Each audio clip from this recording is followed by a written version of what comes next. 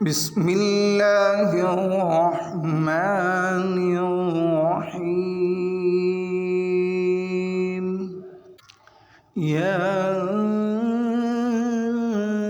أيها الذين